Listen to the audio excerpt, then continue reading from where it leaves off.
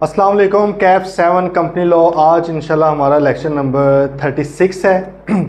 Chapter 7 हमने कल start किया था जी। हमने बात की थी कि कंपनी को कर्ज़ा चाहिए होता है तो कंपनी डिफरेंट तरह के सोर्सेज यूज़ कर सकती है। वो डिबेंचर्स भी ले सकती है, डिबेंचर्स इशू कर सकती है, बदले में कर्ज़ा लेती है पब्लिक से, या कई बार इदारों के पास डिफरेंट तरह के इंस्टीट्यूशन हैं उनके पास चली जाती है, या इसके अलावा कई बार अपने शेयर होल्डर्स या स्पॉन्सर्स डायरेक्टर्स वगैरह से भी कर्ज़ा ले लेती है।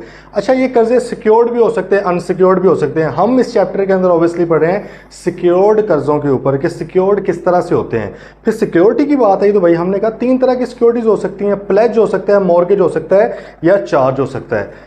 प्लेज की अगर बात की जाए तो हमने बात पढ़ी गई the contract act 1872 defines pledge as. किस तरह भाई उसको डिफाइन करता है? वो ये कहता है कि भाई अगर आप किसी मूवेबल प्रॉपर्टी की फिजिकल पोजेशन अपने कब्जे में ले लो और अगले बंदे को कर्जा दे दो, ठीक है, तो इसको क्या कंसीडर किया जाएगा? प्लेज। कि भाई मैंने प्लेज के तौर पर आपकी, लेंडर ने मैंने प्लेज के तौर पर आपकी सिक्योरिटी, मूवेबल प्रॉपर्टी अपने कब्जे में रख ली है। एक तो ये तरीकाकार है कि भाई अगर आप कर्जा वापस करेंगे तब मैं आपको चीज़ वापस करूंगा, अदरवाइज ये मैं खा पे। ठीक है। दूसरे नंबर पे मॉर्गेज।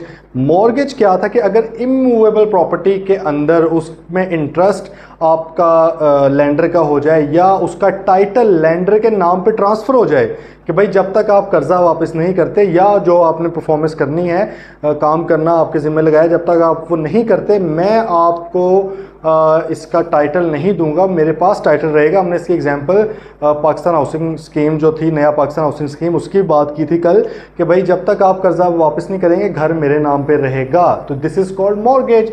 अच्छा, देन हम आए जी चार्ज की तरफ। हमने कहा कि ये भाई मूवेबल प्रॉपर्टी के लिए भी हो सकता है, इमूवेबल प्रॉपर्टी के लिए भी हो सकता है, लेकिन इसमें ना तो फॉरन फिजिकल पोजेशन मिलती है, ना ही फॉरन राइट टू टाइटल आपका होता है, आपके नाम पे टाइटल नहीं आता। बल्कि होता क्या है, होता यह है कि भाई अगर कंपनी डिफ़ॉल्ट कर गई कर्जा वापस करने में, तब फिजिकल पोजेशन भी मेरी हो गई और ऑब्वियसली उसका राइट भी सारा मेरा हो गया। अब ये चार्ज 2 तरह के होते हैं, एक होता है फ्लोटिंग चार्ज और एक होता है फिक्स्ड चार्ज।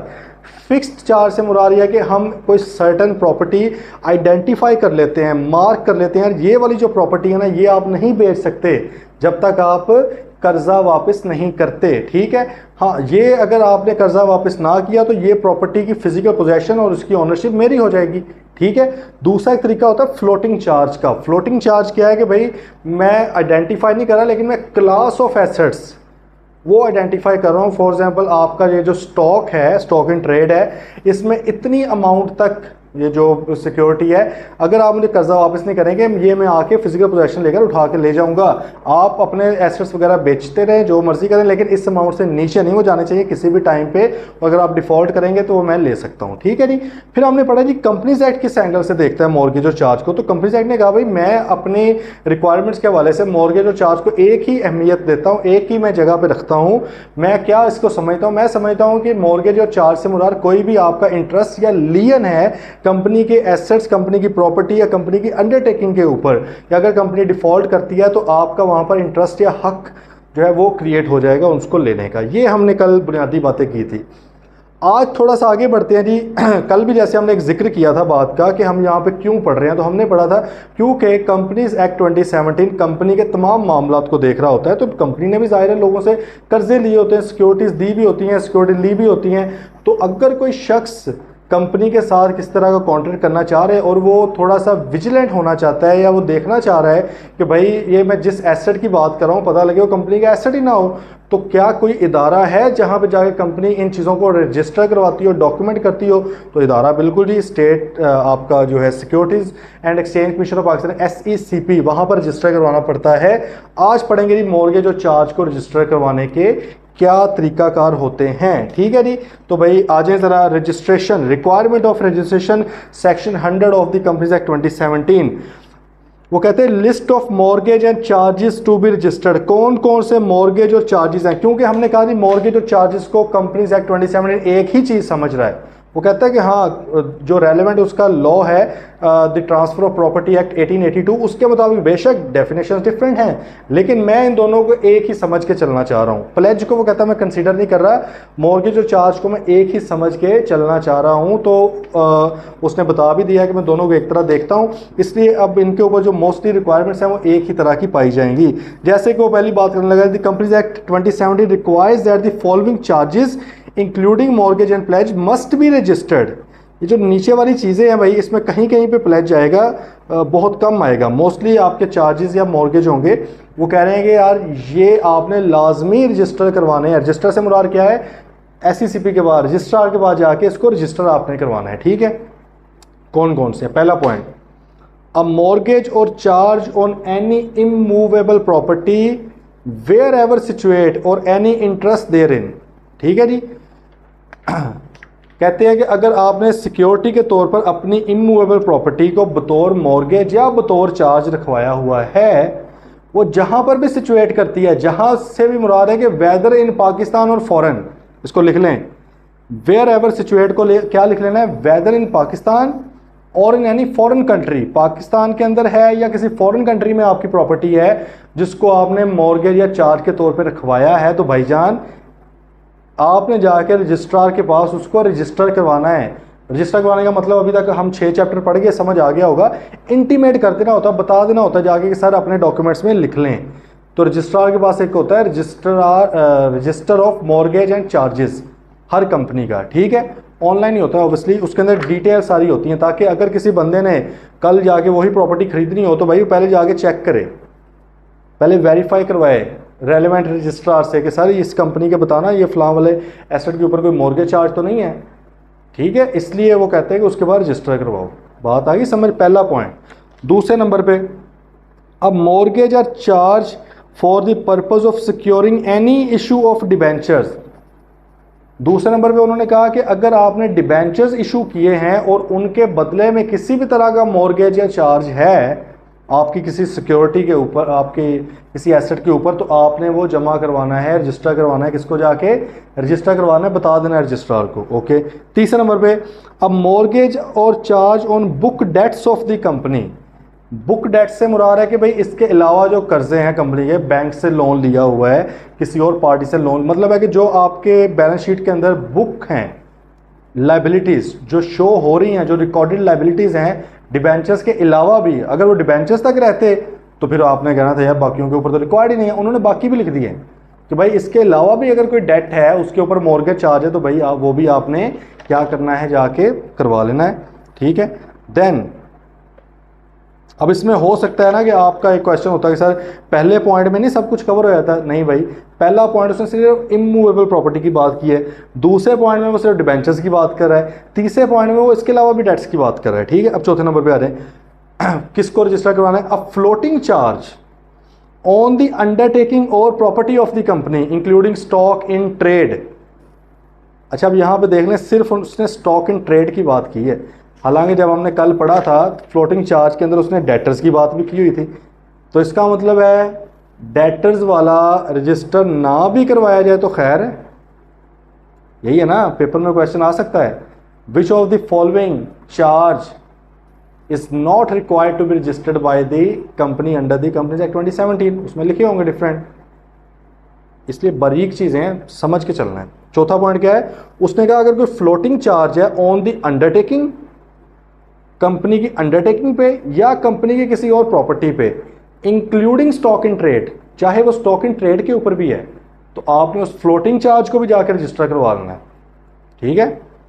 अगला point, a charge on a ship और एयरक्राफ्ट और any share in a ship और एयरक्राफ्ट। ये उन्होंने स्पेसिफिकली शिपिंग इंडस्ट्री के लिए बना दिया है या एयरक्राफ्ट इंडस्ट्री के लिए कि भाई अगर किसी शिप के ऊपर, किसी जहाज़ के ऊपर कोई आपका चार्ज या चार्ज है, ठीक है, या आपका इंटरेस्ट है उसके अंदर कि यार इतना हिस्सा मुझे मिल जाएगा इसको बेच के, तो वो भी करवाएं, या एयरक्राफ्ट का तो वो भी बताएं, ठीक है।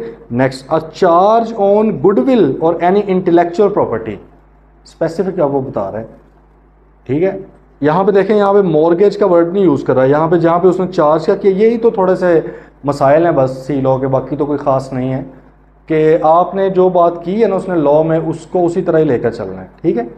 वो कह रहे हैं गुडविल के ऊपर अगर कोई चार्ज है, गुडविल के ऊपर भी चार्ज बहुत रेयर होता है, गुडविल के ऊपर इस तरह होता है या ब्रांड नेम के ऊपर होता है, ठीक है, कि अगर आपने कर्जा ना लिया तो ये ब्रांड नेम आप हमें ट्रांसफ़र कर देंगे, गुडविल है, ट्रेडमार्क है आपका, वो आप हमें ट्रांसफ़र कर देंगे।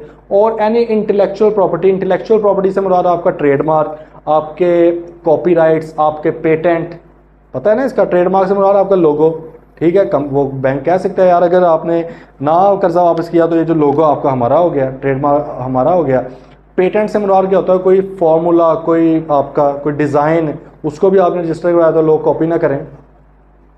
कॉपीराइट से मुराद क्या है, अगर आपने कोई स्क्रिप्ट लिखा हुआ है, कोई डॉक्यूमेंट है आपका, जैसे बुक है, जैसे ये देख लें, इस बुक को आप देखेंगे तो इसमें स्टार्ट में ही वो आपको बता रहा होगा भाई कुछ, इसके फर्स्ट पेज पे जाए ना तो सी लिखकर, सी और फिर ब्रैकेट, वो जो सर्कल होता है कॉपीराइट का साइन होता है, उसने लिखा the institute of chartered accountants of Pakistan फरवरी 2023 कि भाई ये इनका है। नीचे उन्होंने लिखा है all rights reserve, no part of this publication may be reproduce वगैरह वगैरह वगैरह, इसको आप नहीं कर सकते, क्यों, कॉपीराइट है इसके ऊपर हमारा। तो वो कहते हैं भाई कॉपीराइट को भी चार्ज किया जा सकता है कि भाई अगर आप हमें कर्जा वापस नहीं करेंगे तो आपकी जो कैफ 7 की बुक है ये फिर हमारे नाम पे पब्लिश होगी, हम इससे कमाएंगे।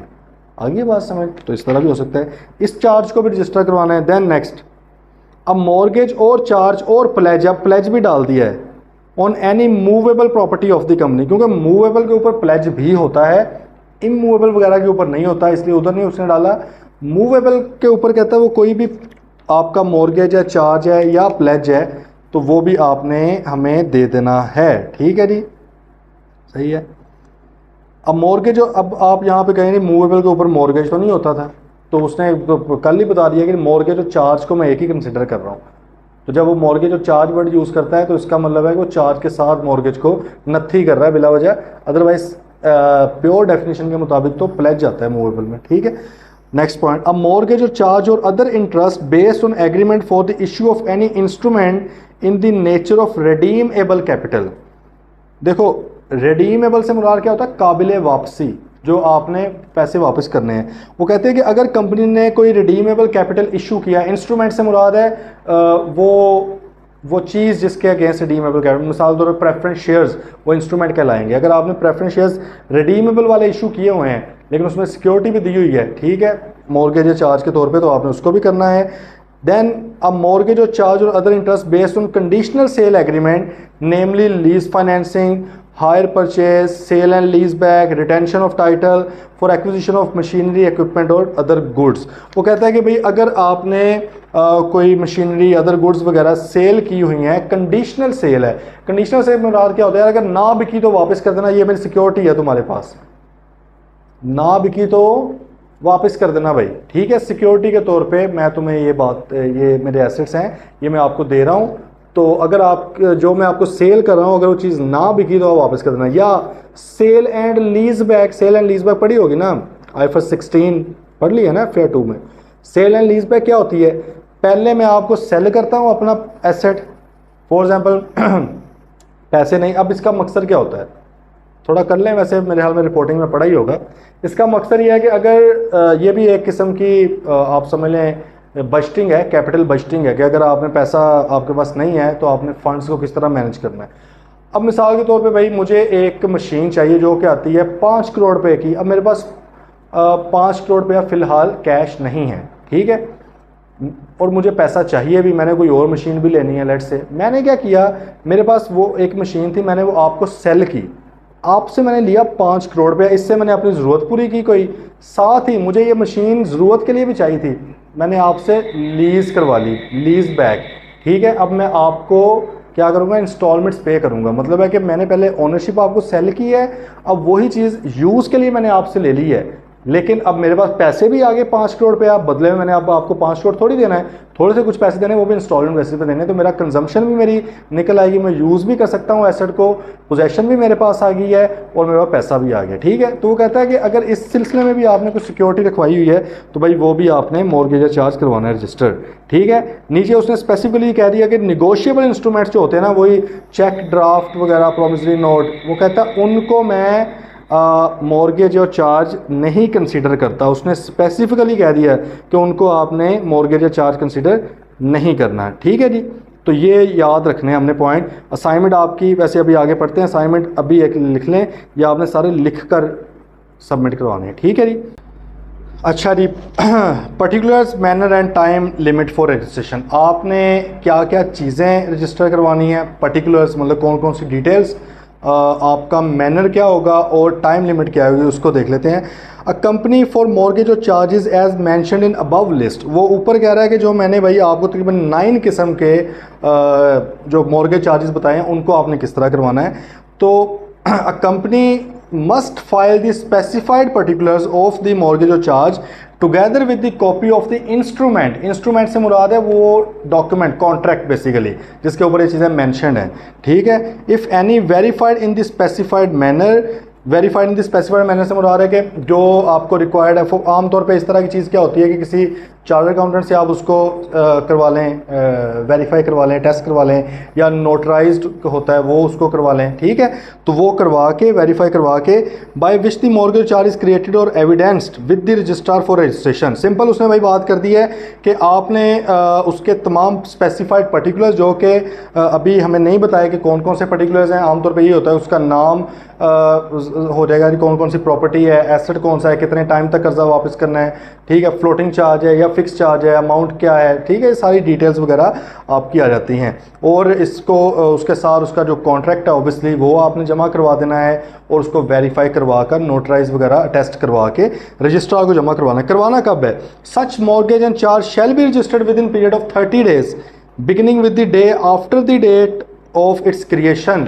जब चार्ज या मॉर्गेज क्रिएट होगा उससे अगले दिन से 30 दिन के अंदर अंदर, मिसाल के तौर पे अगर आप कह लें कि 1 मार्च को हुआ है तो 2 तारीख से लेकर आगे 30 दिन काउंट करें, 2 से 31 तक फिर 30 डेज बनते हैं। तो 31 मार्च तक आपने भाई लाजमी इसको क्या करवाना है, रजिस्ट्रार के बाद रजिस्टर करवाना है। However any subsequent registration of a mortgage और charge shall not prejudice any right acquired in respect of any property before the mortgage और चार्ज इज एक्चुअली रजिस्टर्ड। वो कहता है लेकिन वो कहता है अगर 30 डेज़ में नहीं भी करवाया जाता और आप इसको बाद में करवाते हैं तो इससे कोई पहले वाले जो राइट्स थे, पहले जिस बंदे के पास जो उसके हकूक उसने एक्वायर किए थे, वो किसी भी तरह का उनके ऊपर असर नहीं होगा। मतलब ये नहीं कहा जाएगा कि भाई अब ये 30 दिन के बाद रजिस्टर करवाया गया है तो 30 दिन से पहले उसका हक ही कोई नहीं था इस प्रॉपर्टी के ऊपर।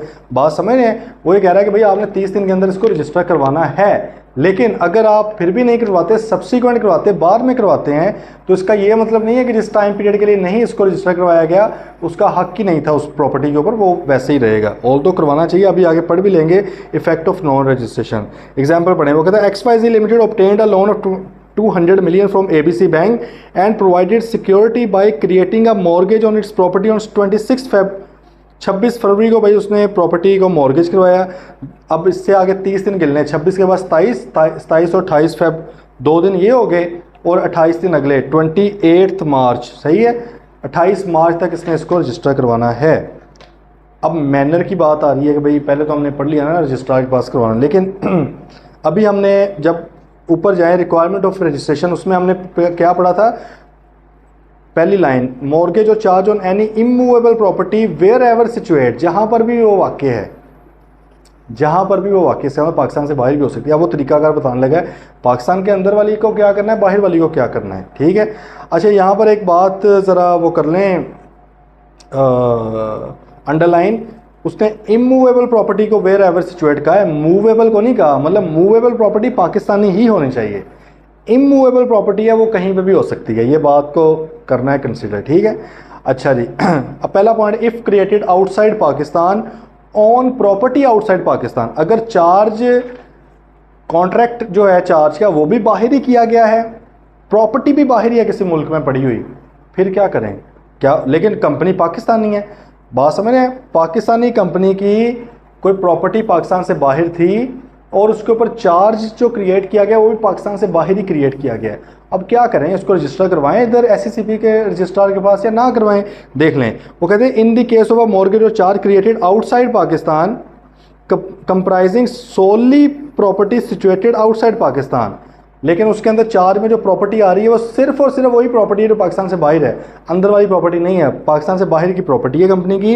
It should be registered with a period of 30 days after the date on which the instrument और copy should have been received in Pakistan in due course of post and if dispatched with due diligence. बात समझें अब ज़रा। उसने कहा कि भाईजान ये कंपनी पाकिस्तानी है, कंपनी है ये है जी पाकिस्तान के अंदर, ठीक है।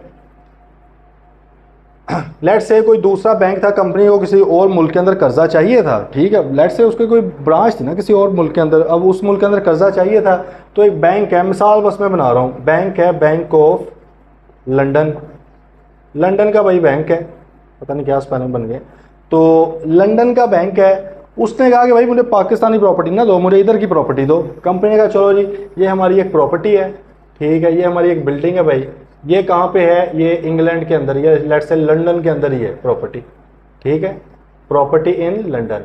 बैंक ने कहा ठीक है भाई इसका जो चार्ज क्रिएट कर दो मेरे नाम पे। अब ये चार्ज क्रिएट हुआ है आउटसाइड पाकिस्तान, मिसाल के तौर पे ये जो चार्ज क्रिएट हुआ है सबका जो ताल्लुक बना है चार्ज का, ये लेट्स से बनाए जी ऑन 5 मार्च 5 मार्च 2024 को, कितनी को, 5 मार्च 2024 को, ठीक है। अब उस कानून ये कह रहा है कि यार क्योंकि कंपनी पाकिस्तानी है तो भाई इसको पाकिस्तान के अंदर भी तो रजिस्टर करवाए ना। ये ना हो कि कोई शख्स यहाँ पे बैठा हुआ कंपनी के साथ कोई कर्जे का कॉन्ट्रैक्ट कर रहा हो और कंपनी उसको कह रही हो कि यार वो जो लंदन वाली मेरी प्रॉपर्टी है जाओ तो मैं तुम्हें सिक्योरिटी के तौर पे दे रहा हूँ, जबकि पता लगे वो ऑलरेडी दी हुई है। या कंपनी किसी के साथ कॉन्ट्रैक्ट करी हो यार वो लंदन वाली मेरी प्रॉपर्टी ना वो तुम खरीद लो, ठीक है, जबकि वो उसके ऊपर तो चार्ज या मॉर्गेज है। बात आ रही है समझ, उसके ऊपर तो कंपनी का भी पूरा इख्तियार ही नहीं है, ठीक है। तो इसलिए क्योंकि कंपनी पाकिस्तानी है तो एससीसीपी ने फिर या कंपनीज एक्ट 2017 ने ये कहा कि भाईजान इसको आपने पाकिस्तान में भी रजिस्टर करवाना। अब करवाना किस तरह, चार्ज क्रिएट हुआ है 5 मार्च को, ठीक है। कानून ये कह रहा है कि भाई 5 मार्च से आम तौर पर जितने दिनों में वो by post, by courier, by parcel Pakistan में डॉक्यूमेंट्स पहुंच जाने चाहिए थे, उससे 30 दिन आगे हम करेंगे। देखें पहले हमने अभी क्या कहा था कि अगर पाकिस्तान के अंदर रजिस्टर है, जाहिर है ऊपर वाला उसी के लिए था ना, प्रॉपर्टी पाकिस्तानी है, कंपनी पाकिस्तानी, सारा कुछ पाकिस्तानी है, चार्ज पाकिस्तान में क्रिएट हुआ है, तो 30 डेज़ के अंदर अंदर आपने रजिस्टर करवाना है। इधर भी 30 डेज़ वाली बात ही है, लेकिन क्योंकि चार्ज बाहर क्रिएट हुआ है, डॉक्यूमेंट मौजूद ही नहीं है। अब डॉक्यूमेंट्स के अगर वो स्पेसिफाई कर देता तो कई लोगों ने कहना सर जी मैं तो युगांडा में मेरी कंपनी थी, मैंने तो प्रॉपर्टी उधर थी, उधर से तो आते आते महीना लग जाता है डॉक्यूमेंट्स का। किसी ने कहना था जी मेरे 15 दिन लग जाते हैं, किसी ने कहना 2 दिन लगते हैं, किसी ने 1 दिन। तो इसका मतलब है कि फिर मसला होना था। इसलिए कंपनीज एक्ट ने कहा कि भाई विद ड्यू डिलीजेंस, एहतियात के साथ सही प्रॉपर कंपनी के थ्रू अगर कोरियर करवाया जाए तो कितने दिनों में पहुंचता है। अब हर किसी का वेरी कर सकता है भाई, जब भी उसके मुताबिक पहुंच जाए ना तो उससे 30 दिन के अंदर अंदर आपने क्या करना है, इसको रजिस्टर करवाना है। मिसाल के तौर पर कोरियर कंपनी जो है विद ड्यू डिलीजेंस वो टाइम लगाती है 3 डेज़ का। तो मतलब है कि भाई ये पाकिस्तान में पहुंचे 8 मार्च को, अब 8 मार्च से अगले दिन से 9 मार्च से 30 दिन आगे, मतलब है कि 8 के बाद आप गिनना स्टार्ट करो तो 31 से 23 दिन हो गए और 7 दिन 7 अप्रैल तक आपने भाई इसको रजिस्टर करवाना है। बात आ रही है समझ।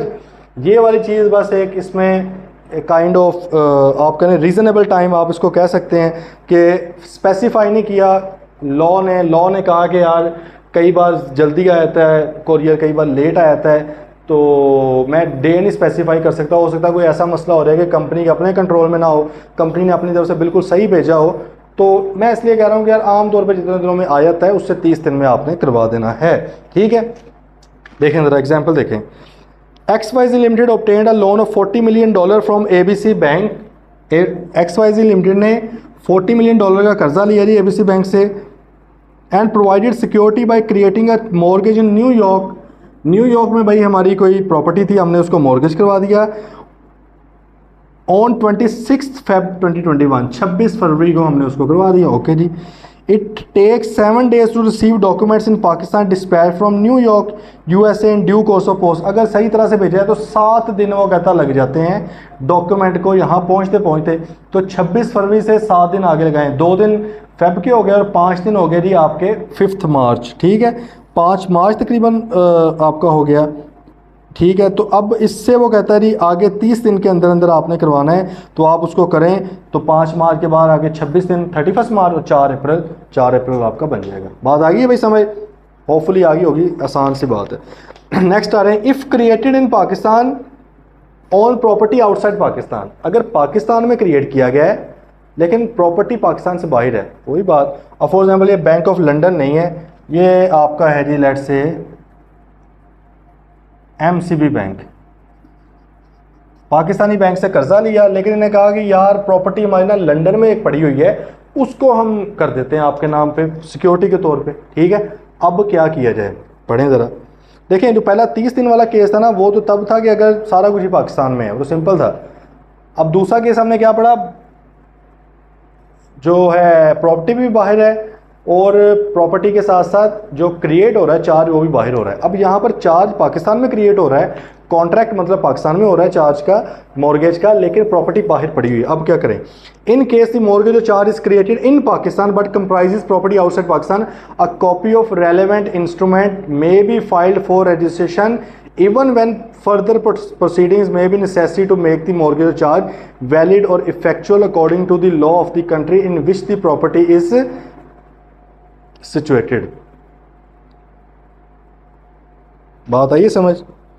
वो कह रहा है कि भाई अगर मॉर्गेज और चार्ज पाकिस्तान में क्रिएट हो रहा है लेकिन प्रॉपर्टी आपकी पाकिस्तान से बाहर है, a copy of relevant instrument वही मॉर्गेज या चार्ज कॉन्ट्रैक्ट जो है, may be filed for registration even when further proceedings may be necessary to make the mortgage. वो कहता है कि भाई आपने 30 दिन के अंदर अंदर इधर रजिस्टर करवा देना है। हो सकता है कि अभी जो दूसरा मुल्क है उसके अंदर अभी मजीद कोई प्रोसीडिंग्स होनी हो सकता है कि उनका कोई और कानून हो, वो ज़्यादा स्क्रूटनी करते हो सकता है उधर ज़्यादा टाइम लगना। वो कहते हैं उधर लगने दो टाइम, लेकिन आप इधर इसको रजिस्टर करवा दें साथ ही। कर रही है बात फॉलो या नहीं, दोबारा समझें। पहला केस था कि जी पाकिस्तान की प्रॉपर्टी है, पाकिस्तान में चार्ज क्रिएट हो रहा है, 30 दिन के अंदर अंदर रजिस्टर करवाओ।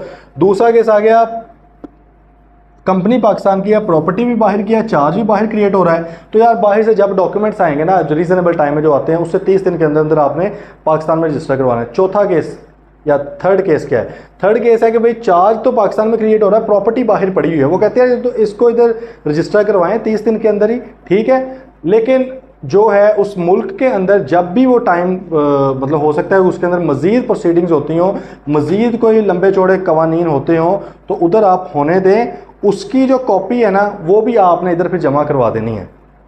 जब भी वो टाइम फॉर एग्जाम्पल 2 महीने में हुआ मॉर्गेज या चार्ज रजिस्टर, 3 माह में हुआ, जब भी हुआ, तो भाई जब वो हो जाएगा ना उस मुल्क के अंदर भी, तो फिर आपने वहाँ की जो है वो कॉपी है वो पाकिस्तान में भी आकर रजिस्ट्रार के बाद जमा करवा देनी है। आगे भाई बात समझ। चलें next, company acquiring property subject to mortgage और चार्ज। हाँ, अब अगर कंपनी कोई ऐसी प्रॉपर्टी एक्वायर कर रही है जिसके ऊपर मॉर्गेज या चार्ज है, फिर क्या होगा, the above provisions relating to registration shall apply to a company acquiring any property subject to mortgage और चार्ज। इसका मतलब क्या है, अगर कोई कंपनी कोई ऐसी प्रॉपर्टी खरीदी है जो मॉर्गेज और चार्ज है, तो इसने भी इसी तरह ही रजिस्ट्रार को जाकर रजिस्टर करवाना है कि भाईजान मैं ये वाली प्रॉपर्टी खरीद रहा हूँ। एग्जाम्पल देखें, Jafar limited acquired property on 26 Feb from MS Ali and sons which is subject to a charge, जो जिसके ऊपर चार्ज लगा हुआ है। Jafar limited shall get the charge registered by 28। अब ये फर्दर चार्ज रजिस्टर करवाएंगे, सब्सिक्वेंट चार्ज रजिस्टर करवाएंगे, ठीक है। अब यहाँ पे आपका क्वेश्चन आ सकता है कि क्या चार्ज वाली चीज़ आगे बिक सकती है, ठीक है। देखें, अब ये तो अगली पार्टी रिस्क ले रही है ना। अब देखें उस फलां एसेट के ऊपर, जो सर्टन एसेट के ऊपर 2 पार्टीज का इख्तियार हो गया है, पहले वाली बेच सकती है, दूसरे वाली बेच सकती है, ऐसे है ना। तो पहला राइट ऑब्वियसली पहले वाली पार्टी का ही होगा। दूसरे वाली पार्टी रिस्क ले रही है, दूसरी वाली पार्टी की आप कह लें सिक्योरिटी लेस रिलायबल है, क्योंकि एक ऐसी सिक्योरिटी है जिसके ऊपर 2 बंदों का अब हक क्रिएट हो चुका है।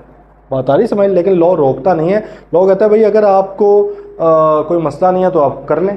ऐसे भी हो सकता है कि एक प्रॉपर्टी है उसके अंदर करवाई तो पूरी हुई है चार्ज, लेकिन अमाउंट सारी की सारी पहली पार्टी को ना जानी हो। मिसाल के तौर पे प्रॉपर्टी की वैल्यू है 5 करोड़ रुपये, कर्जा लिया हुआ 2 करोड़ रुपये का।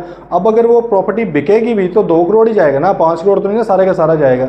अभी कुछ पैसे उसमें से रहते हैं, तो दूसरी पार्टी ने कहा यार चलो मैं भी कर लेता हूँ। अब उसने भी ऑलरेडी चार्ज शुदा जो प्रॉपर्टी है उसको दोबारा रजिस्टर करवा देना है, और इसी तरह 30 दिनों के अंदर अंदर, ठीक है जी।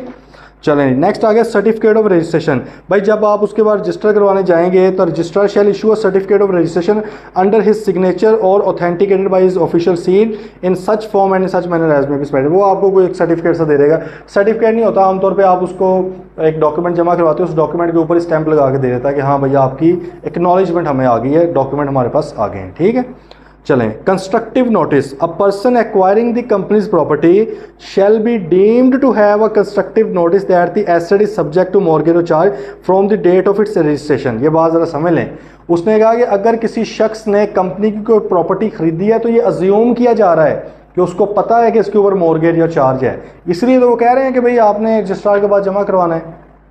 बात की आपने फॉलो। वो कहता है कि भाई अगर आपने कोई प्रॉपर्टी वगैरह खरीदनी है कंपनी से तो यू मस्ट बी विजिलेंट कि उसके ऊपर कोई मॉर्गेज या चार्ज ना हुआ हो। हमें ना आगे कहना कि भाई मुझे नहीं पता था। अगर उसके ऊपर कोई मॉर्गेज या चार्ज है, आपने पता करवाया है या नहीं करवाया। कानून को नहीं आप ये कह सकते कि मैंने नहीं करवाया, क्योंकि कानून क्या कहेगा, ignorance of law is no excuse. CAF 4 में पढ़ा था कभी, ठीक है, इग्नोरेंशिया जुरिस नॉन एक्सक्यूसेड, कि भाई ignorance of law is no excuse. ये कोई बहाना नहीं। आपको नहीं पता था कि मॉर्गेज चार्जेस भी होते हैं, जाके रजिस्टर भी करवाना होता है, उधर से पता कर लेते हैं। इससे हटके, चार्जेस से हटके आपको एग्जांपल देता हूँ। अगर आप इसे गाड़ी खरीदते, चोरीशुदा गाड़ी है, आपने कोई ड्यू डिलिजेंस नहीं की, कुछ भी नहीं किया, तो कल आप जा कह सकते मेरे साथ फ्रॉड हुआ है। कानून कहेगा नहीं भाई, आप जाके उधर देखते, आपको बल्कि पकड़ के ले जाएंगे कि आपने चोरीशुदा गाड़ी क्यों खरीदी है। या तो आप साबित करेंगे भाई मैंने फलां अदारे से पता किया था, मुझे नहीं पता चला, फिर तो आप इनोसेंट हैं। लेकिन अगर आप ऐसे ही करके आगे हैं तो ना तो फ्रॉड हुआ है, फ्रॉड में भी हमने बातें पढ़ी थी, ठीक है, कि उस बात के ऊपर आपने ड्यू डिलिजेंस भी परफॉर्म की हो। ओके, चलें जी, अब आगे बात आ गई इफेक्ट ऑफ नॉन रजिस्ट्रेशन। अगर कोई शख्स, अगर कोई कंपनी जो है या इंटरेस्टेड पर्सन्स भी अभी आगे पढ़ लेंगे, ये जो नीचे ही उसने इसलिए पहले बता दिया है कि कंपनी के ऊपर तो है ही जिम्मे रजिस्टर करवाना, लेकिन इंटरेस्टेड पर्सन भी करवा सकते हैं। मिसाल तौर पे मैंने आपको कर्जा दिया, आप कंपनी हो, मैंने कर्जा दिया है, मैं आपको कह रहा हूँ यार 30 डेज़ के अंदर रजिस्टर तो करवा लो यार, आपकी जिम्मेदारी है, आप कहते हैं यार करवा लेंगे। मुझे डर है कि यार इसने नहीं करवाना, मैं कहता हूँ मैं करवाता हूँ जाके। फ़र्ज़ किसका था? कंपनी का। मैं करवाने चला गया, मैं भी करवा सकता हूँ। हाँ, पैसे फिर मैं आपसे आगे मांग लूँगा, ये भी हम नीचे पढ़ लेंगे। इसलिए उन्होंने कहा effect of non registration if the company और इंटरेस्टेड पर्सन, जो करवा सकता था, फेल्स और निगलेक्ट्स टू रजिस्टर द मॉर्गेज और चार्ज एज अफोरसाइड, द मॉर्गेज और चार्ज वुड बिकम वॉइड। ऐसा मॉर्गेज और चार्ज क्या हो जाएगा? वॉइड हो जाएगा, एग्जिस्ट ही नहीं कर रहा। And shall not be accepted as such by the liquidator or any creditor. और इसको लिक्विडेटर भी एक्सेप्ट नहीं करेगा। मतलब है कि आप कहेंगे जी जब कंपनी वाइंड अप होती है, ख़त्म होती है, तो कंपनी के एसेट्स बिकते हैं। अब फॉर एग्जांपल मैंने आपको कर्जा दिया हुआ है और आपके एसेट के ऊपर चार्ज मेरा था, लेकिन मैंने उसको रजिस्टर नहीं करवाया, ना ही आपने रजिस्टर करवाया है, ठीक है, मैंने आपको पुश भी नहीं किया। अब जब वो एसेट बिकने लगेंगे, मैं कहूँगा यार वो फलां वाला ना बेचना, वो सिर्फ मेरा है, मेरा चार्ज है। लिक्विडेटर कहेगा भाईजान केड़ा चार्ज है ਤੁਹਾਡਾ, रजिस्टर कहाँ पे है, ये रजिस्टर्ड है कहीं पे? नहीं जी, वो रजिस्टर तो कंपनी ने भी नहीं करवाया, देखे ना इसी की जिम्मेदारी थी और ये वो। तो उसने कहना कि भाई उसने तो नहीं करवाया, आप भी तो नहीं ना पीछे लगे उसके, आप करवा लेते, आपको राइट दिया हो, अभी पढ़ लेते हैं, ठीक है, तो आपने भी नहीं करवाया, तो अब आपका उसके ऊपर हक नहीं है एसेट के ऊपर। अब वो जिस तरह बाकी बिक रहे हैं उस तरह बिकेंगे, जिसके पास भी चला गया। बात आई समझ? तो अगर आपने ना करवाया हो तो फिर ये चीज़ होगी। लेकिन however this shall not affect any contract or obligation for repayment the money secured by such unregistered mortgage or charge। लेकिन इसका ये मतलब नहीं है कि भाई अब वो पैसे ही ना वापस करे। देखो बात को ज़रा समझें। उसने कहा कि भाई अगर मॉर्गेज या चार्ज को रजिस्टर ना करवाया जाए तो वो जो सेड प्रॉपर्टी है, अब वो चार्ज वगैरह वॉइड हो चुका है, वो एग्जिस्ट ही नहीं करता। वो जो प्रॉपर्टी थी अब वो ओपन है, वो लिक्विडेटर किसी के नाम पे भी या कोई और क्रेडिटर भी आके उसको ले सकता है। लेकिन इसका ये मतलब नहीं है कि मैंने पैसे तो आपको दिए होते हैं, मुझे पैसे वापस नहीं होने। भाई पैसे मुझे ज़रूर वापस होने। हाँ, ये मसला आ गया कि यार मेरे पास अब सिक्योरिटी के तौर पे कुछ नहीं है आपका। बात फॉलो कर रहे हैं? एग्जाम्पल एक चलो ले लेते हैं। मिसाल के तौर पे मैंने आपसे 5 करोड़ रुपया लिया, बल्कि आप कंपनी हो, मैंने आपको 5 करोड़ रुपया कर्जा दिया, आप एक कंपनी हो, आपकी कोई बिल्डिंग थी, मैंने मॉर्गेज चार्ज करवा ली अपने पास कि यार ये इसके ऊपर मेरा राइट हो जाएगा अगर आपने 5 करोड़ मुझे वापस ना किया। लेकिन 30 डेज़ गुजर चुके हैं, आपने उसको रजिस्टर नहीं करवाया, मैंने भी पुश नहीं किया, मैंने कहा यार दफ़ा कराओ, करवा लेगा, उसका फ़र्ज़ है, मैं क्यों करवाऊँ, मैं तो हीरो हूँ। मैंने भी नहीं कहा, आपने भी नहीं करवाया, ठीक है। अब वो जो है नॉन रजिस्ट्रेशन है। अब इसका इफ़ेक्ट क्या होगा? इफ़ेक्ट इसका ये होगा कि अगर फॉर एग्ज़ाम्पल आप कर गए डिफ़ॉल्ट, लिक्विडेटर बैठा हुआ है, वो एसेट बांट रहा होगा या फलां जो चार्ज रजिस्टर्ड होंगे वो जाहिर उन्हीं पर्सन को मिलेंगे। उसने लिक्विडेटर ने कहा यार फलां वाला जो इसका ऑफिस है या जो फैक्ट्री है वो मिस्टर अली के नाम पे चार्ज है। मिस्टर अली साहब आपके कितने पैसे? सर 2 करोड़ रुपया था। चलो जी इसकी ये फैक्ट्री बिकवाओ, 2 करोड़ रुपया इसको दो, इसका चार्ज था। मैं गया भाग के, मैंने कहा मालिक मेरा भी तो है उसके अंदर। तो उन्होंने कहा कौन सा है? मैंने कहा यार 5 करोड़ वाली बिल्डिंग। उन्होंने कहा चलो शिवाज साहब को भी देखें कौन सी है। अच्छा ये तो भाई आपने रजिस्टर ही नहीं करवाई हुई। अब मेरी वहाँ पे आंखें खुली, मैंने कहा यार ये क्या हो गया? तो फिर अब क्या करना है? वो कहेगा भाई अब आपको वेट करना पड़ेगा, उधर लाइन में खड़े हो जाए। अब ये प्रॉपर्टी आपकी नहीं है, ये प्रॉपर्टी उसी तरह बिकेगी जिस तरह बाकी बिक रही है नॉन चार्ज शुदा। तो ये बाकी लोगों में बटेंगी, आपका भी जहाँ पे राइट बनता है आपके हाथ में आने हुए पैसे तो आ जाएंगे। तो ये नुकसान हुआ है। इसका ये हरगिज़ मतलब नहीं है कि कंपनी ने मुझे पैसे नहीं देने, पैसे उसने ज़रूर देने हैं हाँ, लेकिन वो अनसिक्योर्ड हो गए हैं। आ गई बात समझ या नहीं आई? नहीं भी आई तो खैर है, बहुत जान मार ली। अब आगे आ जाए ड्यूटी या right as to registration. Duty किसकी है? It shall be the duty of a company to file the registrar with the registrar for registration the specified particulars of every mortgage और charge created by the company. ये भाई company की जिम्मेदारी है कि उसने रजिस्टर करवाना है, जिम्मेदारी कंपनी की है। लेकिन यार जाहिर है एक दूसरा बंदा इंटरेस्टेड पर्सन है, उसने कर्जा जिसने दिया हुआ है उसका भी तो फ़र्ज़ काइंड ऑफ इनडायरेक्ट ड्यूटी तो बनती है ना यार, उसके पीछे तो लगे। आप फॉर एग्जांपल एक बंदे से गाड़ी खरीदते हो तो अब उसमें जो खरीदने वाला है ना वो अपने नाम पे ट्रांसफ़र करवा रहा है ना बेचने वाला ट्रांसफ़र कर रहा है। एंड पे क्या लड़ते फिरोगे कि यार ड्यूटी किसकी थी? नुकसान तो दोनों का ही होया ना। बात आ रही है समझ? तो भाई उसको करवाएं ना फिर आप। तो इस तरह उसने कहा right of interested person the registration of any such mortgage और charge may be effected on the application of any person interested therein. मतलब है कि किसी पर्सन के कहने पर भी हो सकती है।